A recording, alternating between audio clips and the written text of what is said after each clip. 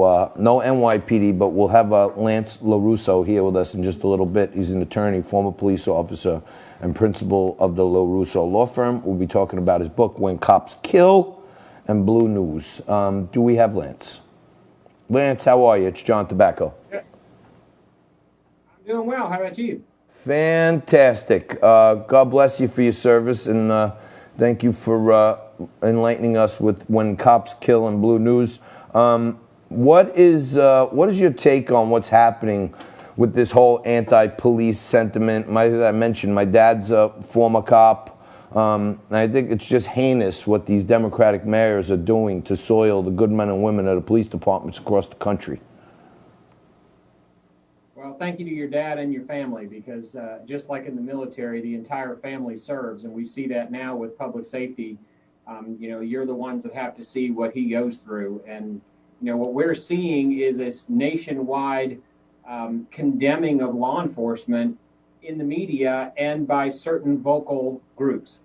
I can tell you overwhelmingly people support law enforcement. I've seen it over and over again. And when we get to the bottom, when we get past the cacophony of ignorance and the people who seem to scream the loudest, people overwhelmingly support the police. And I think we saw this movement defund the police. People realized that was a bridge too far and they weren't going to stand for it. So let me break down. I like to talk about the hypocrisies which go on in our society.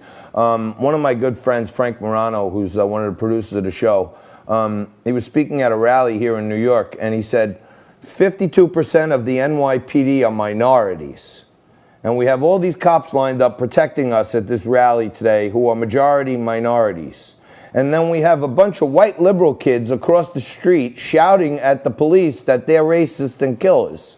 So you have the white kids telling the minority people that they're the bad guys. They've almost created a bizarro world. Well, we're not going to let the facts get in the way of a good narrative. Right. And, some of these folks, I can tell you they're probably out because their mom wasn't giving them enough Cheetos when they're in the basement, so they got to come out and do something. But, the bottom line is none of this has made sense. I really feel for officers of color right now. They're getting hammered. And, when the narrative doesn't fit, so let's look, and I'm not going to even mention the movement, but let's fit this group that talks about law enforcement officers targeting people of color and killing them disproportionately. First of all, it's just been disproved over and over and over again. Law enforcement officers do not target and hunt down and kill black males or blacks at a disproportional amount than the rest of society. Officers shoot and kill far more white males every year than any other race. Law enforcement officers make 12 to 13 million arrests a year. They shoot and kill less than 1,000 people. That number really has not changed. What has changed is the number of officers who are being attacked and murdered for wearing the uniform.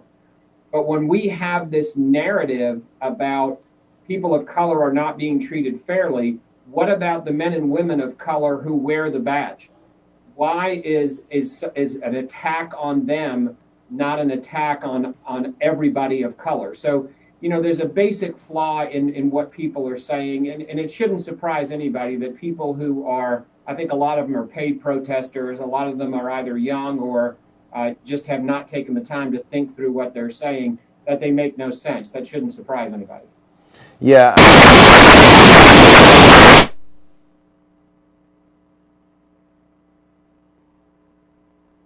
I'm having a little technical difficulties here.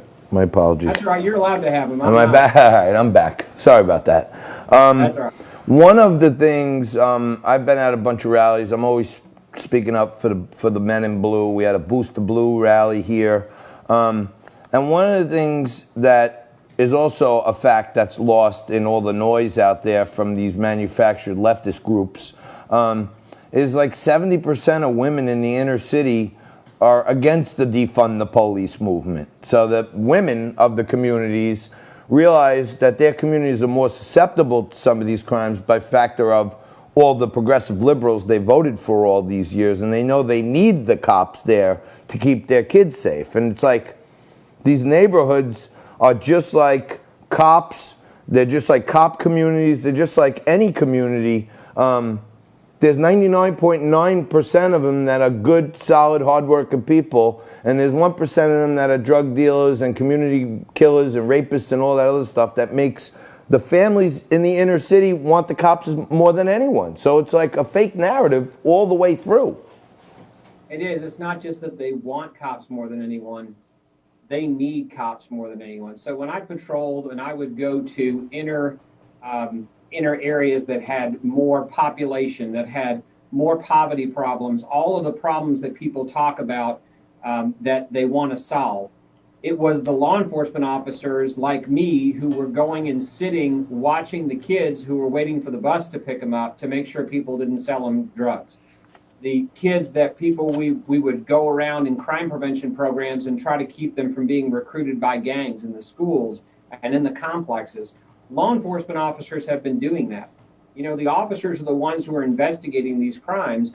And I can tell you, irrespective of race, irrespective of the uniform, the people in those communities that are impoverished, that are suffering the effects of crime, want law enforcement there. And they, quite frankly, don't care the color of skin of the person in the uniform when they call 911. They just want to know that when they call 911, somebody's coming to help them.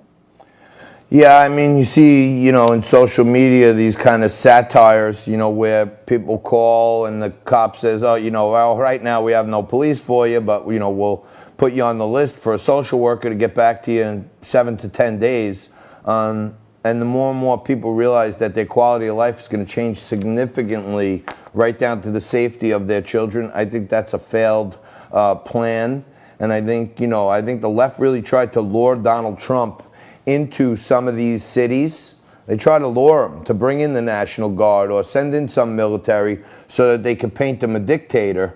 And at the same time, while the men and women of the police departments there are unsafe, it's a great example of that's what they are for. And I think going into the election, seeing Trump with every law enforcement union, Joe Biden couldn't even name a single law enforcement union that supports him. And women with kids like us and our families, one thing we want is safety and security. So I think the sentiment is highly pro-cop on the ground level, but the organizations out there steal the narrative and paint it with the fake news on the left. Oh, it clearly is. You know, it's kind of, when you said a bizarro world, I read an article a couple of weeks ago that I thought was, if it hadn't been, you know, if I had seen that it was The Onion, it wouldn't have surprised me. Prosecutors in a city blanket making a statement that they will not prosecute certain crimes, whether it's marijuana or rioting or looting or officers arresting somebody for obstruction. It is a violation of their oath of office. It's a violation of their legal ethics, and they get a pass on it. And part of the problem, as I spoke about in Blue News, and all the profits from Blue News and When Cops Kill and Peacemaking, which is about a cop's walk with Christ, all of those books, the profits go to law enforcement charities. So to date, we've donated over $30,000 to law enforcement charities. But the principle of Blue News was, if you don't tell your story, someone else will. And what we've seen over and over again, the men and women of public safety, including law enforcement, have been too busy doing the job. They haven't bragged. And I'll give you two good examples. So Darren Wilson, who was involved in the altercation and wound up shooting and killing Michael Brown, responded to that area because he was on a medical call for a child. That's why he was in the area. And the 5 Dallas police officers who were shot and killed a few years ago were actually providing security for an anti-law enforcement rally that was going on. Right. That's what these men and women do. The narrative gets lost because they don't brag enough.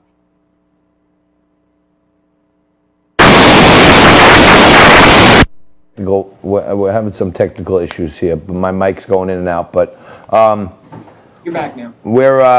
Yeah, I hear it. All right, we're coming up to the end of our time here. Lance LoRusso, principal in the LoRusso Law Firm and author of When Cops Kill, Blue News, and Peacemaking. You got to go out and check out these books. If you purchase any of them, he's putting the money to good use. He's sending it to families and organizations that are focused on helping law enforcement. So check out the books. Lance, thank you very much. I really appreciate it. Thanks for having me.